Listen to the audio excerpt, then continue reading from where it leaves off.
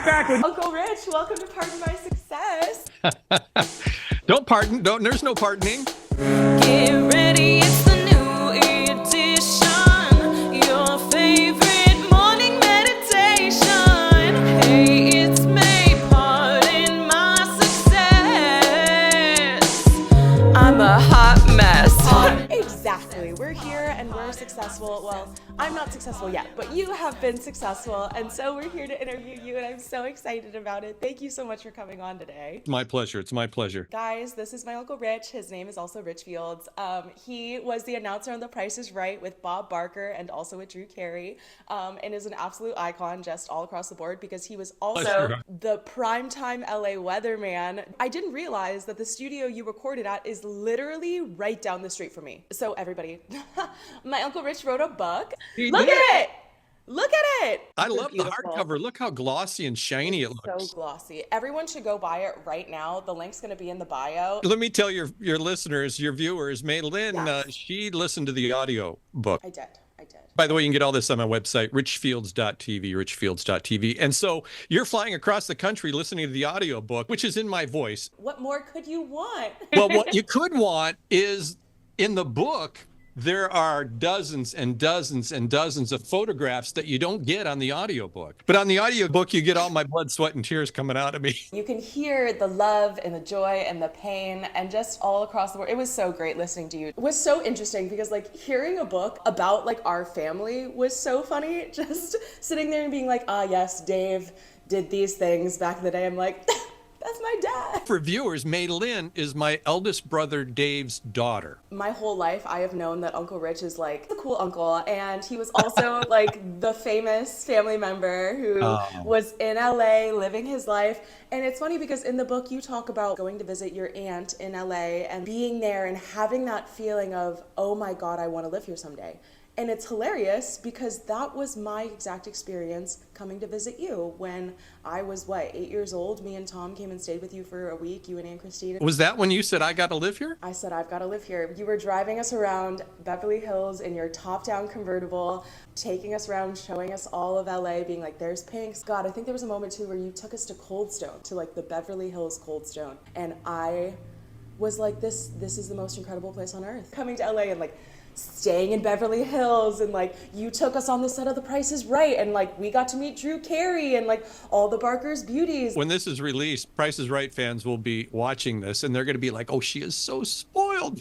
I really was, and it was the most incredible experience. I remember just like sitting there with Aunt Christine and Tom because we weren't allowed to be in the audience because it was a gambling show. They were like, no children are technically allowed here. And I remember just making fun of Drew Carey's soul patch because I was like, that's ugly, you should shave it off. I still stand by that. Drew Carey, if you're watching, please shave that if you haven't yet. About LA, I mean, I'm not surprised you were sucked in, or, you know, she's a siren, she's a mistress, she's a whore. That's from Seinfeld. LA calls to certain people with a certain energy and a certain vibe already going on in their body. And once you physically get there, creatives especially, they're like, oh my God, I can feel this energy here. I'm not sure what it is, but it makes me feel good. It makes me feel creative. It makes me feel like I want to produce something and contribute to this, you know, cool thing of entertainment. A lot of people get sucked in, but do they follow their dream, you know, and get to the end game and hit it, you know? Exactly. And I think that's the important thing is knowing your dream far before you come to LA. Because if you come here trying to find it, you're not going to find it. Ding, ding, ding, ding. What did she win? Johnny, you're exactly right. You're exactly right. Have an idea of what you want to do before you get there, because if you get there and start just shotgun blasting in many different directions instead of like really lasering in on something, you're going to have a hard time attaining a goal of any kind. Growing up in Avon, Ohio, how did you find that purpose and your inner GPS? As I mentioned in the book, something inside of me always told me that, you know, this was what I was going to do. I mean, I watched Bob Barker way back in the days of Truth or Consequences. It's an old black and white TV show. It was one of Bob's first TV shows. It was before he got The Price is Right in 1972. And I liked him from there. And I liked the show and everything, but I liked Bob in particular. He was so smooth and suave, and you know, and I thought, okay, well, you know, if I'm ever going to be a show host, this is the guy, you know, I want to learn from. So Then Price is Right rolled around about 1972, and I'm about 12 years old, and oh, I was hooked, man. It was Bob Barker again, and it was pretty girls in high heels and bathing suits, and I loved voices. And this guy Johnny Olson, come on down. He was just so cool and smooth. And I just, something inside me said, I'm going to work there. I'm going to work with Bob Barker on The Price is Right. I don't know what it was, May. I really don't. People have asked me to explain it. People on the air have said, look, take 60 seconds of that clock ticking right now with me and think about it. What was it that told you that? And I can't pinpoint it. It was just a whole body feeling. Not that I wanted to. I knew. It was just that you knew. No, I completely understand that. And you saw him and it was like, we're gonna be something. Instant connection, seeing him on TV. How can that be? Yeah. I guess because my future self said, that's the guy. I think you and Dad and everybody else is going to call this a whole lot of hooey. I talked to a psychic. Yes, I know. She was on the show. It was like I interviewed her for the show to talk about like following your soul and finding your purpose. And like, that was a big thing she talked about because she had passed away when she was 27 and like came back to life. And one of her big things was that you write your path before you come to Earth. You have to have a plan and a purpose, which is why so often you feel so pulled in a certain direction, pulled towards certain people, is because you've already written that into your path before you came here. You mentioned your dad or folks that might, watch this. And I think that if you take it out of sort of the metaphysical realm, for those watching, my eldest brother, Dave, and her father is a deacon in the Catholic Church. Yeah. And if you say, hey, look, God has a plan for all of us, right? How many people know what that plan is? Very few. Even after the plan has been fulfilled, you may not even know that you fulfilled a certain thing you had to do. If you just wrap it into a more spiritual sense, for some folks, I think they can understand it, that you're here for a purpose and a reason. But did you listen to your God-given intuition and hear what your purpose is? Mm-hmm. And I think that's what it was for me. And, I call it your inner GPS because, everybody knows about GPS in the cars these days. But it's a double entendre for me because I look at GPS as God's positioning system. And if you listen to your intuition, it'll tell you. It tries to tell you with every decision all day, every day what to do. So when you got a big goal and a big decision start coming, start listening to your intuition, man. I absolutely agree with you. And it's funny because I feel like I'm in the place of, when you were going around telling people like, I'm going to be the announcer on The Price is Right, I'm going to be on there with Bob Barker. Way before anything was happening, I'm sure people were like, okay, like, haha, like, you're so cute, good one. Oh, look at this little guy. He's, Mom and Dad used to have a videotape of me in Avon, Ohio, standing in front of the TV set, holding Mom's black hairbrush like a microphone.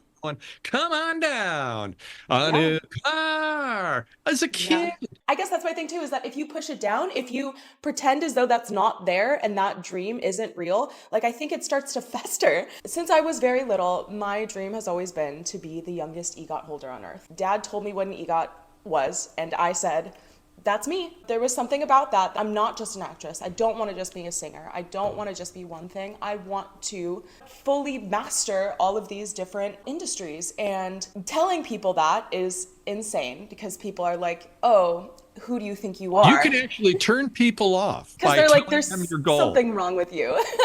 Like, you're clearly in the clouds. And I'm like, I don't think that's true. I have a very clear goal. I've known this for a while now, and I have concrete steps that I'm taking to get there. You might think it's crazy, but like, it's not your goal. It's not your dream, and that's fine. Exactly. I think I said that in the book even. I said, look, I know that being the announcer of The Price is Right was my dream. It may not be yours. It certainly isn't. I'm sure it's not. Yeah. And that's fine. And that's okay. But what is your goal? What is your ultimate goal in life? And if you haven't thought about it lately, folks are growing up. They're starting to get stuff put on them all day, every day. A job, paying the mortgage, or, rent. Or kids, everything. I understand that pushes goals out of the way. But you can get back to it. And the wife, the kids, the things that you have to do in life can start morphing into your goal. Yeah. And you'll start taking these things with you to your goal. So don't think that lofty dream is gone. I agree. I think everything is part of the journey there. And sometimes the really difficult parts of it are what are getting you there? Like, you talked about being homeless when you first moved to LA. Like, you just knew that you had to be here. Right. How did And that it was my happen? choice. I understand a lot of folks in life who are homeless in LA. It's not their choice. They've lost a lot of things due to the economy or whatever. But this was my choice. I packed up that orange Ford Pinto outside of Denver after I got fired in radio there and drove across the Rockies to LA because I thought, hey, there's never going to be a better time in my life than right now. I'm unmarried, untethered. I'm free of my contract obligations in Colorado now. I'm going to go. Yeah. And I knew I didn't have any money in my pocket. I knew I didn't have any place to live or stay, but I put myself in that situation because you know what? There was such a carrot hanging for me. There was such a prize waiting for me, I thought. It drove me to a point where I was like, I don't care what my situation, I'll bull out of it eventually. I'll work out of it eventually. And I did, thanks to some key people, John Yeah. Corfino, that guy that walked Yeah. up to me in Candy's And restaurant. hired you at Universal Studios. That's insane. That's my Hollywood story. This guy paying his bill. I'm working overnight as the night manager in a really rough part of Los Angeles. I was held at gunpoint two, three times there and That's robbed. crazy. It was crazy.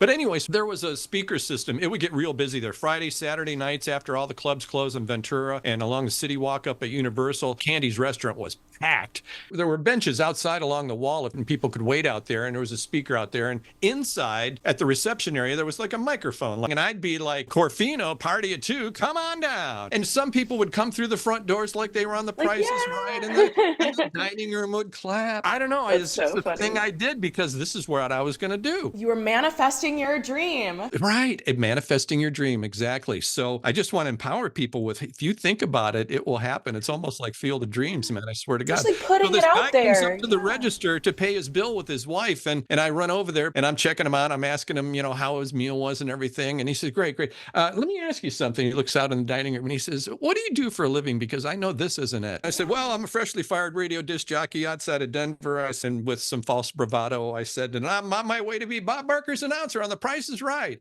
Here's your change. And he laughed and his wife laughed. And he said, we've heard you. Hey, he reaches in his back pocket and he pulls a wallet out and he pulls a business card out of his wallet and he hands it to me. He says, here. And I looked at it. It was pure white business card. And there were 3 embossed gold letters right in the middle of this card. It was MCA, Music Corporation of America. Massive. Bottom, Yeah. it said John Corfino, Assistant Manager of Entertainment, Universal Studios, Hollywood. And the guy says, give me a call on Monday. I think I might have something for you. I mean, and so I get hired as an announcer at Universal Studios and eventually work my way up to where I have a job like John's. I've become the assistant manager of entertainment at Universal. Yeah. 3 years of being there. That wasn't even my passion. I could have done really well with Universal Studios and been like a VP or a president there. Yes, that could have been a path that you could have Passed been it on up, and you though. might have been happy, but that wasn't the dream.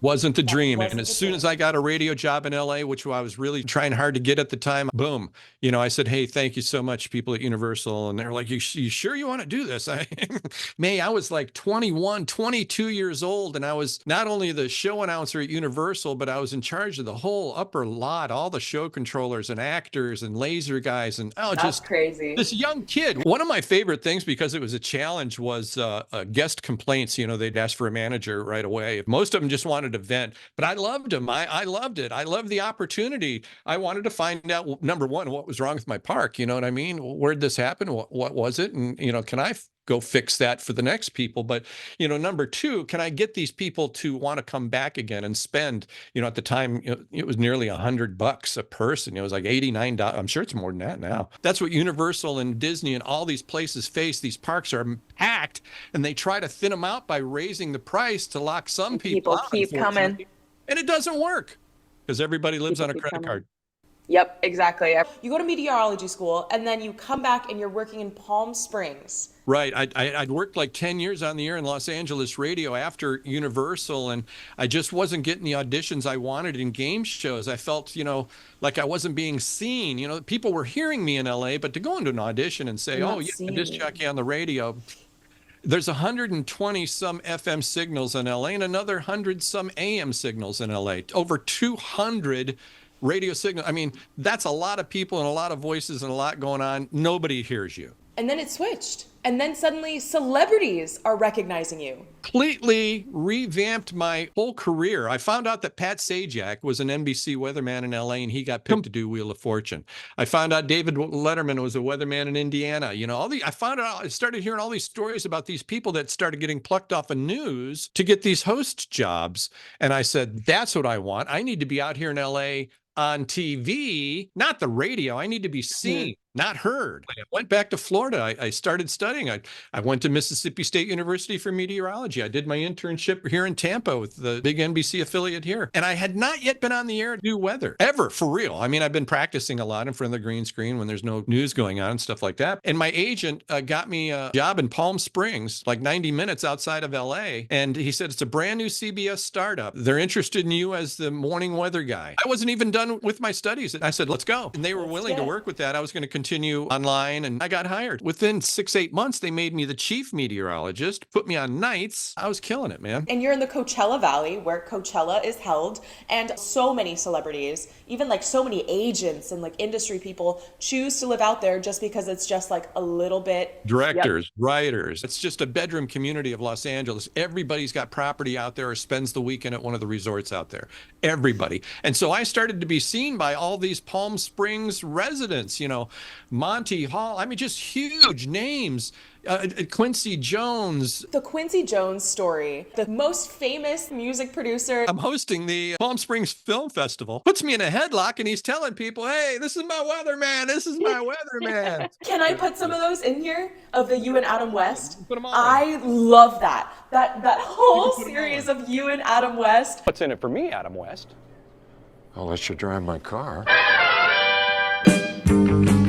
It's a new car. Cool, I don't know what any of these buttons do. Just don't press the red one. Why not? Holy, 3 strikes, Adam West. What do we do now? Oh, let's get the hell out of here. Being Batman and Robin is the best thing ever. Overacting is really easy. What do we do now?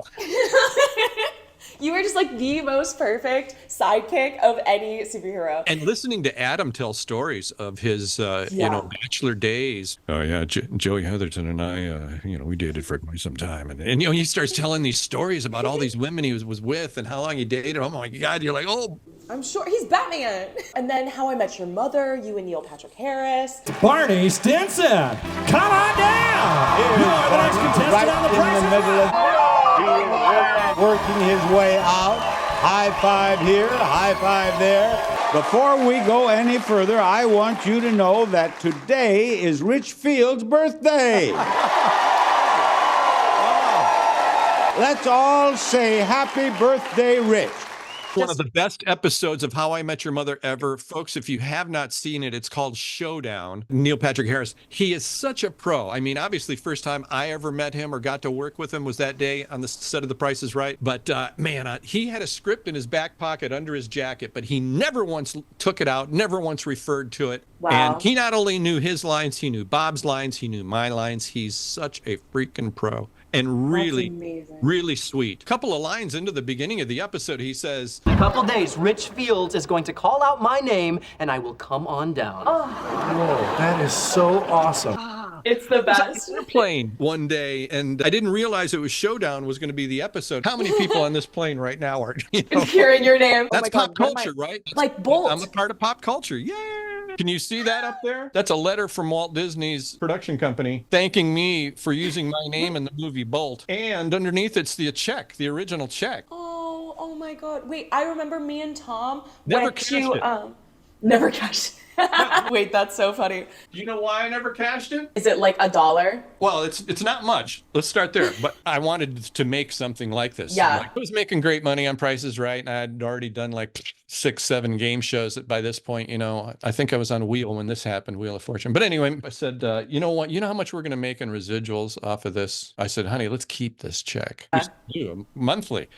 Again, airplanes, rentals on Netflix, anytime that movie plays. The check from Disney Worldwide Services, Inc. was $1,215.79. It's decent. That's a pretty good check. But like I said, That's my rent.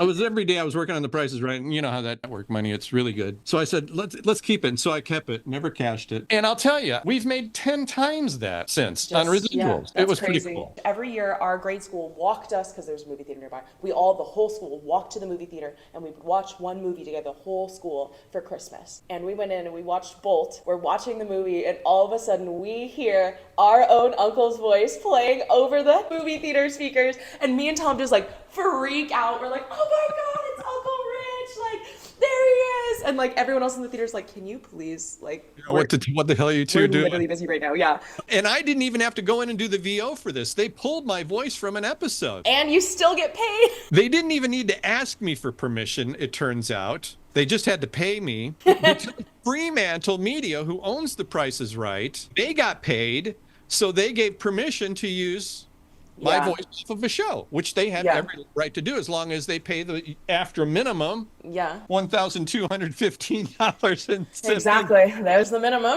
Didn't even have to go into a booth and cut it. There you go. That's like the second pop culture reference then. So I got Bruce Stinson and the hamster from Bolt. Before vloggers, Uncle Rich was out here Producing my own web series, really. Lou Ferrigno that episode was really good. And the Adam West Batman. We had to ask then president of CBS, Les Moonves, for permission to blow up CBS in that one. The producers that were doing the video with me were very concerned about CBS getting angry that Mr. being launched into the network. Les Moonves is pretty cool. Not that old of a guy at the time. And he said, let me read the script. The Fremantle producers sent Les the script, and he came back and he said, done, do it. So how did that come about? Were you like writing those series? Like, did the Fremantle people come to you? What went on? The Fremantle people had come to me. Bob had just left. I was the glue, kind of like between the Barker era and the Drew Carey era. That's specifically why they kept me between the two. I even write about it in the book. I didn't know it at the time, but some folks wanted to get rid of me and make a clean, brand new show with Drew Carey and another brand new announcer guy that was on camera all the time and go from there. And thank God for Bob Barker finding out that was the plan, because he called Fremantle and CBS executives and said, that is suicide. Firing Rich just to change the show, number one, wrong. He said, changing the voice out at the same time you change the host out, I'm afraid you're going to lose all continuity with old fans. It's not going to sound the same, anything. It's no longer going to look the same. You at least should let it sound the same. So they kept me for another 3 years. Into Drew Carey because of Bob saving my job for me, man. No. And thank God they did, because I never would have been able to visit the set had you not been kept on through Drew Carey. Another one of my core memories is you took us to a restaurant across from CBS after we watched the taping of the show. Didn't realize it now. I think we were in the Grove, but we were in this restaurant, and at one point I went to the bathroom, and there were a bunch of people who came from The Price is Right who were all wearing Rich Field shirts. And I was so flabbergasted that people know were my like, uncle? Shirts of my uncles, like your face is like on the back. It's like, I love Rich Fields. Yeah, exactly. There was, I think, like as many Rich Field shirts as there were like Bob Barker shirts at the restaurant that we were at. And I was just like so starstruck by my own uncle that I was like, that's my uncle. And people were like, you told them that? I did. I literally said like, oh, that's my uncle. Haha. I'm 8. I walk back to my table. People follow me. We have like 5 or 6 like full-grown adults follow a child back to her table to come to you to ask for your autograph. I felt remember this now. So bad. I felt horrible. I was my God, I exposed us to the people. It was at the Grove. It was right next to CBS. I wasn't angry about that at all because of this. I'll tell you this, May. Christine and I were sitting at dinner with Mr. Barker one night. And, anytime you go out someplace with Mr. Barker, you get what you just talked about times 100.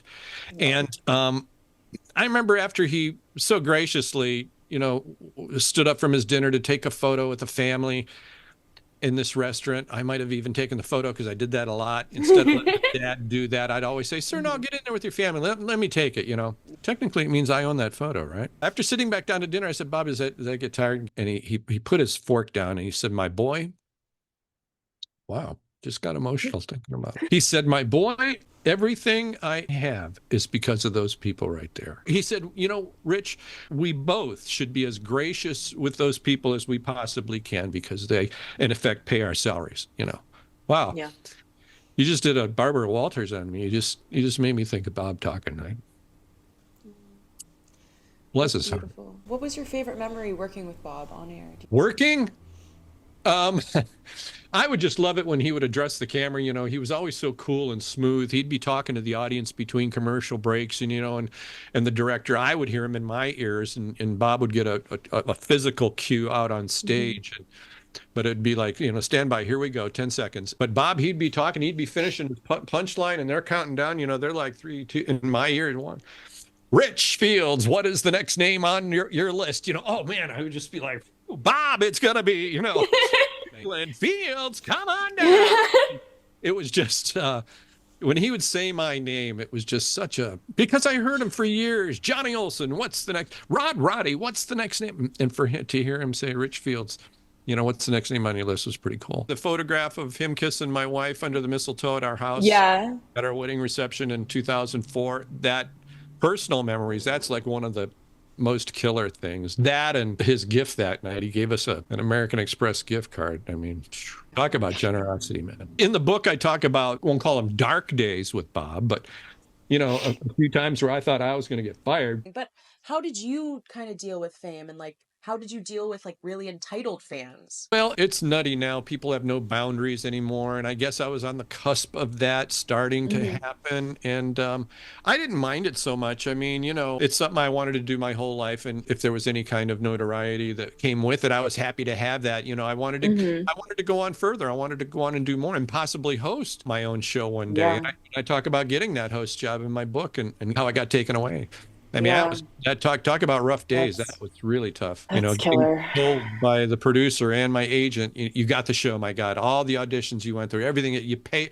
Richie, you're a game show host now. I mean, we were out of our minds, Christine and I. I said in the book, we partied that weekend. We should have went to Vegas. But we blew it out, man. We tipped heavy and. Good. Well, I'm still working on getting you that game show. Don't worry.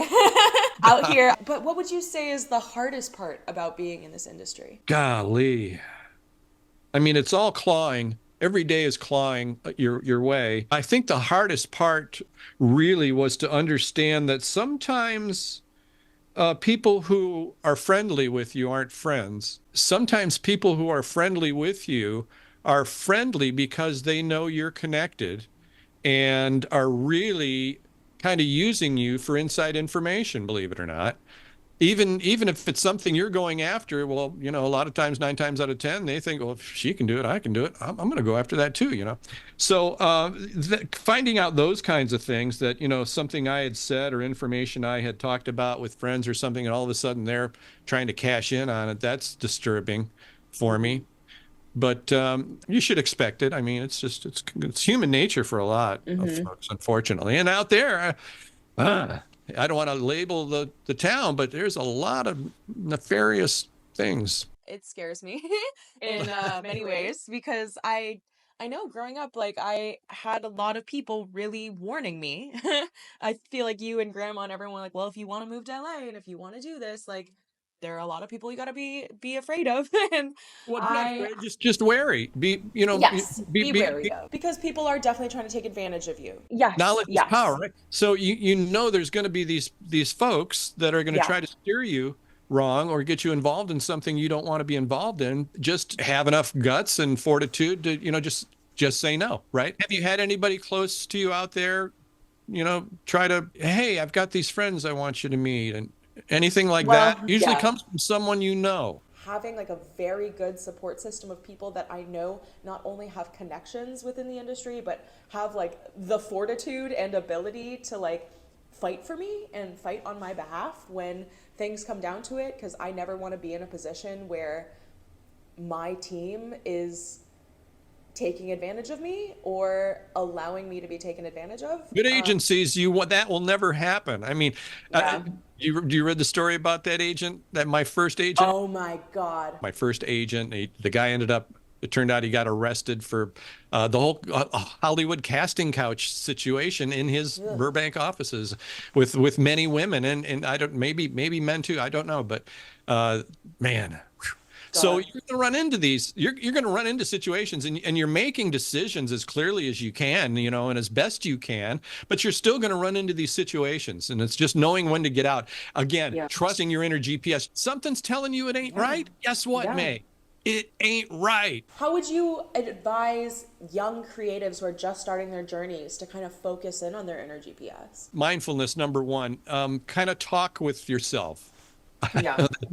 They put people away for that, but no, I mean, in your head, it's serious. Yes. When you start thinking, your intuition starts answering.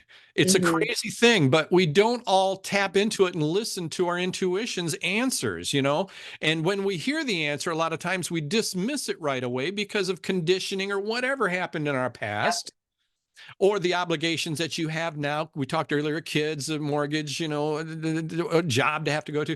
A lot of things all of a sudden take that goal, that thought out of your head right away, when you should get back to that thought, that goal, and let your intuition start guiding you to get there. The advice that I give throughout the book, I mentioned it a number of times, after you have this fantastic goal, what you think might be even unattainable, after you have this goal, how do you even start getting there? It's so simple. One thing, do one thing every day that's going to get you one step closer to that goal. You do one thing every day, and I'll just say Monday through Friday, because those are business days. I'll give you Saturday and Sunday off. Do one thing every day that's going to get you one step closer to your ultimate goal in life. And you'll be shocked that that timeline that seems like years long, it starts shrinking, because subconsciously now you're not just sending out one letter a day or answering one email a day or sending out one demo a day or contacting one new person. All of a sudden it's 2 and 3 a day, and boom, that timeline starts shrinking immeasurably. It's crazy how quickly your dreams start to come to fruition when you work on it and think about it all day, every day. I recently talked to some incoming freshmen at the University of Florida in their broadcasting curriculum there. And I was done and I was taking questions. And this young lady, she said, Mr. Fields, she said, I have goals, but I have no idea how to get there. And I said, well, what's your goal? Do you mind saying it in front of everybody? And she said, well, I want to be a singer on the radio. I want to have a hit song on the radio. And I said, well, fantastic, And she said something about American Idol or one of those singing shows. And I said, okay, great. I said, so, let's spitball. What'd you do today to get yourself there? Well, I'm a new freshman here at the University of Florida. I said, I don't care. I said, my first day at the University of Florida, I was auditioning to be a disc jockey on one of their 3 radio stations here. So what'd you do today? Did you write any lyrics today? No. Did you send an MP3 to anybody today? No. Did you contact any agents about representing you today? No. Did you contact any record companies about a deal or them listening to your demo? No. I said, what did you do? You're sitting there, you're telling me you want to be on the radio someday. And so before that's going to be The Voice, right? Obviously, did you contact the producers at The Voice to see what the criteria is for you to get on The Voice?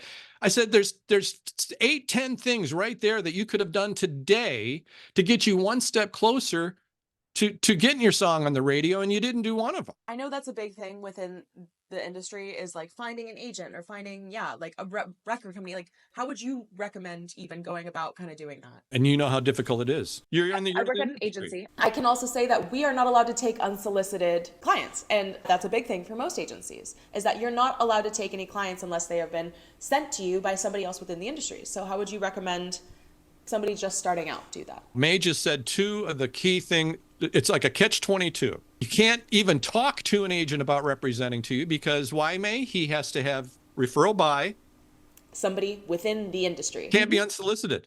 So how the heck do you get a conduit into an agency when I'm not even in the industry yet? And that's what I dealt with when I got there. And it's even more competitive now. I didn't have an agent when I got to Hollywood. I was trying to find trade magazines to get leads on shows that I could go audition for, and got lucky because I happened to see one in the back of like Hollywood Reporter or something looking for an announcer for a pilot for a game show. And this is before anything, before I ever did anything. It's like God, again, putting these little nuggets where you're supposed to find them. I didn't have an agent, but I found that job, and that job, and having that credit behind me helped me get the next one, and the next one, you know how it goes. So it was tooth and nail for me to try to get into an agency, and it was just dogging people and networking with other people in the industry or the industry I wanted to be in to get them, who represents you? And gosh, would you have any trouble if I contacted them and used your name? And some people are like, no, I'm not referring. I'm not referring you. Clients, especially, yeah, any talent, so competitive. Any friends you make within this industry who are also in the same talent boat as you, you find out who your fair weather friends are pretty quickly. That's exactly right. But tenacity, May. If I had to give a one-word answer, it's tenacity. Just stay at it. Keep unsoliciting. Yes. Your soliciting will solicit something, because as many people as they say they don't take unsolicited things, how else did other people get started? Because me and my friends are so tired of this, the way that our industry works, the catch-22 of anything that you do here. We started an entertainment industry networking communities. People literally come to events and all over the industry, writers, directors, producers, actors, agents, managers, anyone, and just hangs out. We've had a couple now, and that's how I met my manager. She was my friend's mom's boyfriend's friend who came, and she has her own management company, and I ended up talking with her for a while. And literally just networking. Networking wasn't even in my head coming from Florida or Denver out to LA, but I found out quickly, that I needed to network within, like when I was at auditions, I'd be the guy that would be like, quietly at least, I'd be like, hey man, how you doing? Yeah, I'd be like the one talking to the dude next to me. Do you have representation? Yeah, who? Somebody sent him, some agent was good enough to see the listing and sent him. So I'd want to know who he was with or who absolutely. he was with, you know what I mean? And in meeting those kinds of people and doing little things like you said, getting together outside of work, people start to open up a little bit more. And then you're able to say, gosh, do you think they could take on one more type? Little person. No, absolutely. Exactly. We could be friends. I know it's hard, and it's probably 100 more times harder now than it was when I was trying to get in, but very difficult to get an agent. And let me tell you something, folks. I've had so many different kinds over the years, and May, you can attest to this. I mean, there's theatrical, there's commercial, voiceover, endorsement. Yep, all of them. I think at one time, honestly, I had 5 different agents. Each one dealt with a different aspect of the entertainment industry. Once you get a hook on one, they'll help you get these other people lined up when you tell them, hey, I can also do this. I can also do that. I can also do that. Can you rep me in this? No, I don't do that. But, Saul, so-and-so person. Yeah, exactly. He does. And he probably gets a referral fee from the guy, and that's okay. This whole industry is based on favors and money. And that's the big thing that I've literally tried to explain to people. The reason that somebody's going to send you and refer you to somebody else is because ultimately it's going to help them, because they need to get something from somebody else. And now somebody else owes them. It's all a little game of owing everybody everything. I was out there and I was talking to another guy in radio who's also trying to get a radio job at the time, and he was telling me about the number of tapes and resumes he had sent out. We were sending out cassettes at the time, by the way. And I went home and I was so depressed that, oh my God, I met this guy out of the clear blue, and he's literally trying to do the same thing I'm trying to do. He's trying to get on the radio in LA someplace. He came from, I don't know, Wichita or someplace. I went home and I was so depressed. I was like, how many tapes and resumes are these program directors getting out here? How do I be seen by these guys? And even though I didn't have much money at all at the time, May, I went out and I bought 10 or 12 Sony Walkmans. Do you remember the Sony Walkman? Yeah, that's how I started listening to music. Dad wouldn't let us listen to music outside of Walkmans growing up. So I went out and I bought 10, 12 new Walkmans, and I went out and I mass produced my demo tape. I got 10 new things, labeled it all up, and I stuck them inside the Walkman. And then I packaged them up to all the program directors in Los Angeles, and I shipped every program director that I was interested in working for in LA a brand new Sony Walkman. And this is when they were brand new idea. That's nice. And of the 10 or 12, I think I got 6 letters back thanking me, but they had no room or time. 3 maybe that said, hey, I don't have anybody now, but gosh, this was really clever. This great way for you to get your tape in front of me. I'll keep you in mind. And then one guy, Ed Scarborough, who I'd been working on for some time at CBS Radio in Los Angeles, he got one as well. And he was the guy that called me up and got me out of Universal Studios and into radio in Los Angeles, Ed Scarborough at CBS Radio. So gimmicks. That's a great story. People in LA love gifts. Yeah, people love gifts. They love gifties. And it's not bribery, it's giving a gift. And, you know, when somebody opens up something, they get 100 of these in the mail every day. And all of a sudden there's a little bigger Set yourself one. apart. Hell is that, you know? And, oh my God, gee whiz. Yeah. Lunch at Spago in my Oh demo my- reel? Wow. Got a cookie in What's he pushing? Can I help him at all? Something my dad always used to say, your grandpa. It takes money to make money. He's not the inventor of that, but you have to spend money to make money. I literally was thinking about that exact phrase last night. I have one video that I made and like fully like created as like kind of like an ad for myself and for the podcast that I'm kind of thinking about like putting some money behind to boost it on social media so that it will get seen by more eyes, because I feel like right now a lot of my Yeah. content's kind of getting like farmed within the same audience without it being like shown to anybody else. And as much as I personally have like kind of a barrier against what feels like paying for views or paying for Clicks. to get seen, clicks, yeah, it does take money to make money. You know, you can spend 10 bucks a day for 5 days on Facebook or one of these others, and they will literally push it out to an audience that has never seen you or your Exactly. content. So for 50 bucks, do it as a Exactly. test. You know, Yeah. 10 bucks a day for 1 week. And make sure you click off the right little ticker box that says, let Facebook pick the new audience or For the something, audience, yeah. something like that. All right, you've inspired me, Uncle Rich. I'm gonna do that as soon as we finish this. I'm gonna Look. get on there. I'm gonna pay for it. Look, I've inspired another one. And I'm following my inner GPS right now, and it's gonna be great, and we're gonna be amazing. And I am so proud of you, and I am so excited for everybody out here who's listening to my podcast to go out and buy your book. It's all on Amazon except the audiobook. But if you go to my website, richfields.tv, It'll be here. you can get it all. The And audiobook. it's gonna be amazing. And There you you guys are gonna love it. And it's incredible, and I loved it, and I love you, and Thanks for I having me on. appreciate you so much for coming on. This is truly wonderful. It's gonna be the best episode. This one's gonna go viral. We're manifesting it right now, and you're gonna get the next game show, and I'm gonna be the youngest EGOT holder in the world, and that's it. And that's that on that. All right. EGOT. Amazing. Coming EGOT. your way. Coming your way. All right, I love you, Uncle Rich. Thank you Love so you too, much. darling. All right, talk to you soon. Bye. Bye-bye. Are you PMSing?